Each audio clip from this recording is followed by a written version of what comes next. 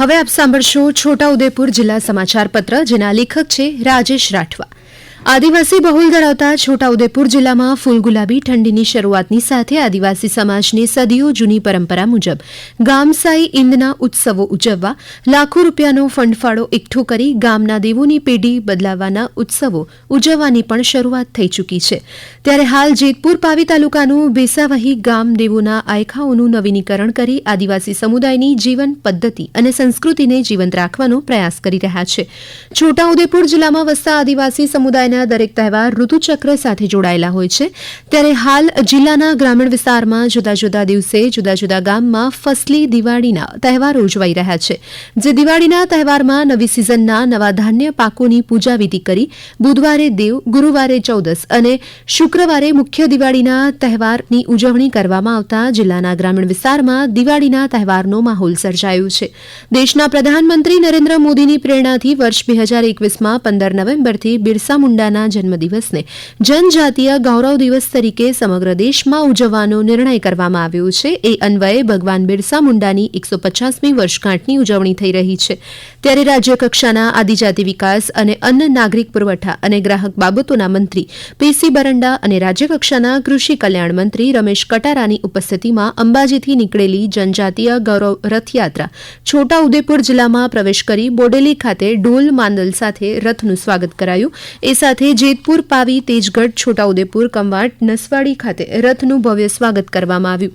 ભારતમાં વર્ષ 1951થી 2004 સુધીમાં 8 વાર એસઆઈઆરની કામગીરી કરવામાં આવી છે। હાલ દેશના 12 રાજ્ય અને કેન્દ્રશાસિત પ્રદેશમાં મતદાર યાદીની ખાસ સઘન સુધારણા ઝુંબેશ એસઆઈઆર ચાલી રહી છે અને ગુજરાત રાજ્યમાં મતદાર યાદીની ખાસ આ ઝુંબેશની કામગીરી યુદ્ધના ધોરણે કરવામાં આવી રહી છે। ત્યારે છોટાઉદેપુર જિલ્લામાં ચાલી રહેલ મતદાર યાદીની ખાસ સઘન સુધારણા ઝુંબેશ અંતર્ગત પાત્રતા ધરાવતા મતદાર રહી ન જાય, પાત્રતા ન ધરાવતા મતદાર સામેલ ન થાય તે માટે જિલ્લા ચૂંટણી અધિકારી અને જિલ્લા કલેક્ટર ગાર્ગી જૈન દ્વારા છોટાઉદેપુર તાલુકાના રૂનવાડ ગામમાં બીએલઓની કામગીરીનું નિરીક્ષણ કરવામાં આવ્યું હતું।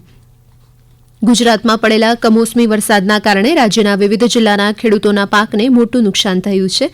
ત્યારે કુદરતી આપત્તિની આ ઘડીમાં ધરતીપુત્રોની વ્યથાને સમજીને રાજ્યભરના ખેડૂતોના પાકને થયેલા વ્યાપક નુકસાન સામે તેની લાગણીને ધ્યાને રાખી રાજ્ય સરકાર દ્વારા તેમના માટે 10,000 કરોડ રૂપિયાના કૃષિ રાહત પેકેજની જાહેરાત કરવામાં આવી છે। છોટાઉદેપુર જિલ્લામાં ખેડૂતોને કમોસમી વરસાદ થયેલ નુકસાનનું વળતર મળે તે દિશામાં જિલ્લાના વહીવટીતંત્રએ કામગીરી કરી સરકારને રિપોર્ટ મોકલી આપ્યો છે। મુખ્યમંત્રી ભૂપેન્દ્ર પટેલે તાજેતરમાં પડેલા કમોસમી વરસાદ બાદ ખરાબ થઈ ગયેલા રોડ રસ્તા રિપેરિંગની કામગીરી તાકીદે પૂર્ણ કરવા સૂચના આપી હતી, જે અંતર્ગત છોટાઉદેપુર જિલ્લામાં રાષ્ટ્રીય ધોરીમાર્ગ પેટા વિભાગ બોડેલી દ્વારા જિલ્લામાંથી પસાર થતા નેશનલ હાઈવે 56 પર જેતપુર પાવીથી છોટાઉદેપુરથી ફેરકુવા સુધીના રસ્તા પર વાહન ચાલકોની સલામતીના ભાગરૂપે જંગલ કટિંગ, સોલ્ડરનું સફાઈકામ, પેચવર્ક તથા વૃક્ષનું રંગકામ, સ્ટ્રક્ચરનું રંગકામ વગેરેની કામગીરી શરૂ કરવામાં આવી છે। આ કામગીરી થવાથી રાત્રિના સમયે વાહન વ્યવહારમાં સુગમતા રહેશે। આદિવાસી વિસ્તારમાં ભરાતી હાટ બજારોએ પરંપરાગત કળાને જીવંત રાખી છે। દાતાથી ઉમરગામના પટ્ટામાં આવતી આદિવાસી વિસ્તારમાં આજે પણ સ્થાનિક હાટ બજાર ભરાય છે।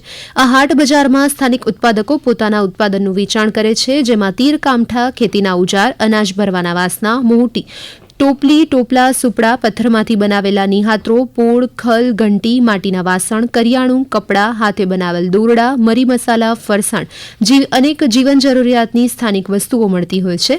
ત્યારે તાલુકાના ઝોઝહાટમાં કરસનભાઈ સલાટ એક જ એવા કારીગર છે જે આજે પણ પરંપરાગત પથ્થર કળા દ્વારા નિહાત્રો, પોળ, ખલ અને ઘંટી બનાવે છે। આ સાથે જ છોટાઉદેપુર જિલ્લા સમાચાર પત્ર અહીં સમાપ્ત થયો, જેના લેખક હતા રાજેશ રાઠવા। પ્રસારણ આકાશવાણીના અમદાવાદ, વડોદરા કેન્દ્ર પરથી કરવામાં આવ્યું।